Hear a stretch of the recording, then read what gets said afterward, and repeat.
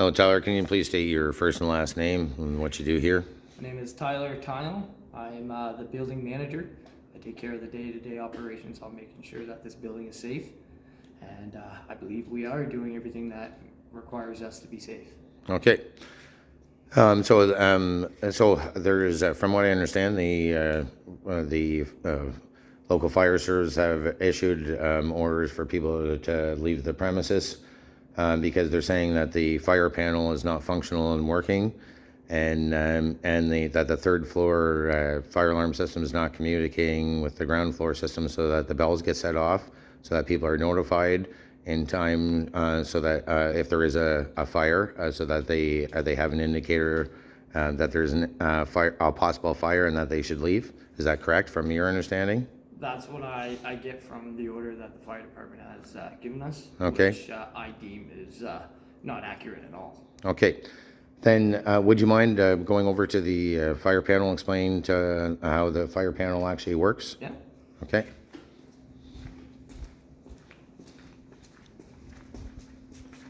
So how our fire panel works here over at 510 2nd Street East is so if we do have a potential fire, which we have yet to have here in this facility, it would go into a priority 1 alarm, and as you can see right now, everything is normal. So and that's so that means that your priority 1 alarms are actually indeed functional because they're in a normal state. That is correct. Okay. And then we have a priority 2 alarm. A priority 2 alarm goes in effect if multiple detectors in that same area goes off. And if you see me hitting the acknowledge here, it says my priority 2 alarms are normal as well. So it's telling me it is functioning and it is operational. Okay. And then what are those trouble indicators? Can you please explain that to me? So as you see right here, it says trouble 02, exponder 105. Okay. So that's what this is here. It's just telling me the 105, there's a trouble within that scenario.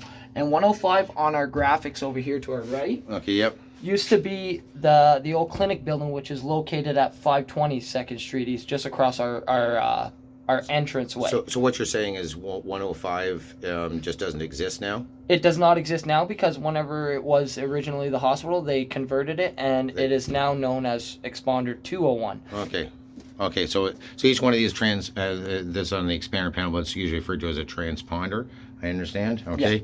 So they, and so then the references to 105 and 201 are both in the other building that's across the drive and is not actually this main building. Is that correct? That is correct. We have nobody over there, no clients, no nothing. The only people that it's an empty building, really. It's empty. I don't even go over there. Yep. Okay. So. Okay. So then, can you flip through the other troubles there? Yeah. So I have a trouble in the exponder 105, and yet again over here on the right hand side of the graphic. Yeah. 105 would have. Oh wait, that's the same one. That's 105 and 21. 105. So 106. Sorry. Okay. That's so okay. 106. Right here, trouble 106. Okay, yeah. 106 used to be our power plant, which is considered the boiler house. And that has been converted over from the hospital to, I believe, exponder, 202. And okay, so can you explain to me why it's showing that these? Because you've talked to the different technicians that have come in, and can you please explain to me why this it's showing that these transponders are having trouble when they're not supposed to exist? So essentially what happened was when we had the electricians here and they were working on our system, doing our annual inspection on all of our detectors, which we have 1,000 in this building, they couldn't stop our bells from ringing. So and that's so we assume some form of mistake happened, or some mistake definitely happened on the electrician's part because, like I say, they were testing all the alarms and everything like that, and the bells and all of the detectors, and something they did something to the panel, which we had to power down. So electricians had to power it down. They did a full power down. Did a full power down on this panel in particular. And what's a full power down consist of? So essentially, they had to disconnect the batteries as well as the main power. As the main power. So they had to go to the breaker and shut the breaker off and disconnect the batteries. Okay. They waited several minutes. They plugged it all back in, and then it started bringing back up old memory Okay. Old memory that is no longer in our system. So in other words, if I actually have a background in IT myself, so if I understand correctly, what's happened is when they did a full reset, and then it lost what's called its RAM. That is correct. Okay, because I've heard you talking about that before. Yep. So the so really what needs to happen is the expander 105. Which doesn't need to exist because it actually refers to an empty building. Yeah. Okay. And then needs to actually be removed from the database as was done. Yeah. With the new memory from the previous technician several years ago. That is correct. Okay. So in other words, right now, are there any other troubles that come up on this panel? So I have one other trouble that is on this panel. Okay. Which is trouble 201, and that's giving me a ground fault. And 201 is actually in our updated database. Yes. In our panel, which indicates our clinic building located so again, at 520. Again, that's only the building that's across the way. That's vacant. Vacated. It's vacant. We have no clients there whatsoever. Okay. So in other words, there where the troubles are in empty buildings, and really for items that should not even exist. That is correct. Okay. All right, wonderful. So the other issue I recall that if you want to step out here for a second here, it's a little tight in that office. The other issue that the firemen complained about in the orders at the issue were saying that the fire panel on the third floor was not communicating with the fire panel down here. That is not true at all. Due to if an alarm would go off right now, it would detect down here and notify this panel. And all the alarm bells are going to... All the bells in my whole facility will go off. Okay. Well, of course, most people aren't going to believe you just because you said it. Would you please go upstairs on the third floor, and then specifically because they said the third floor is not communicating, and so then. And we've already it's already been demonstrated in their presence. Others, can you please go up on the third floor and set up an alarm for me?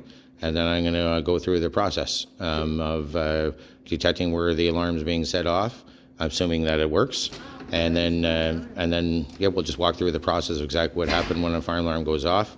If you please don't take too much time because I'm going to keep recording video, so it's a sequential video, and we'll go from there. Yeah, not a problem. Thank you, sir.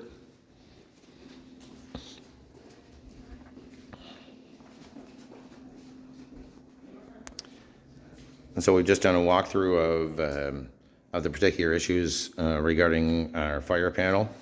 It is still functioning. One of the other complaints that I recall seeing in the order was that the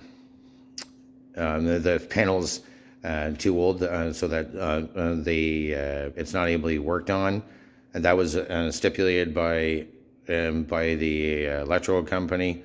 And then by one of the manufacturer offices that their office is not supporting it. I spoke to the manager at that office. The reason they are not supporting it is because their technician with that expertise is actually on leave for the next 4 months or so. And however, I have talked to other companies that can and will support the panel. And so some parts have been ordered, and extra parts have been ordered anyway, even though I don't believe they're needed. I just need to be able to get someone in here who has the expertise to be able to modify the entries in the memory, to inform it that I believe transponder 105 should be changed to 102, even though it's detecting 102, but 105 needs to be modified. Because it's a bad reference. And then there it looks. There's our bells. I could tell because the doors started closing. I flipped on. Right, here we go. So I'm going in here. It looks like I have a fire. It's a priority 1 alarm. So then I'm going to click on location information. It says third floor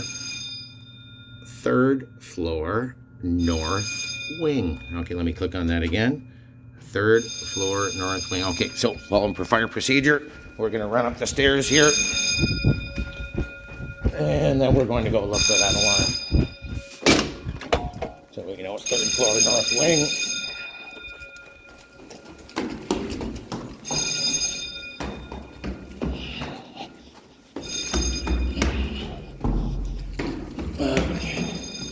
third floor.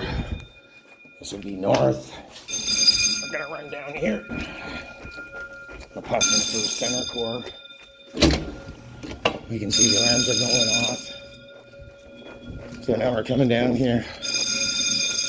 We're going to the third wing here. Oh, look at that. It even tells us which room this is being set off. So I can come in here. Ouch. Sorry, I bumped into a piece of furniture there. You can see here, this has a constant red light on it. That means, pardon my breath, that's the fire alarm that went off. As an example, wonderful to have these extra indicators outside the door. You see this one's here silent. And as an example, you can see that this one here, wait a few moments, we'll see. There's your indicator flash. I'll wait for one more indicator flash. Should have picked that up.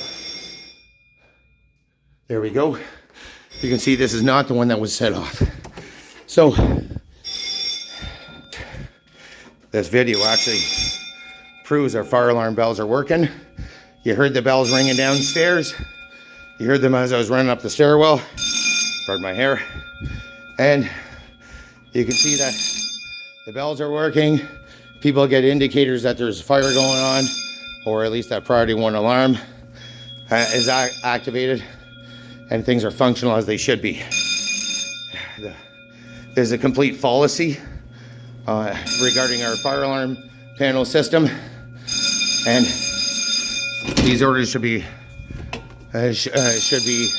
struck down or struck. Anyway, thank you very much for your time, and we're going to go about resetting the panels. Thank you. Bye-bye.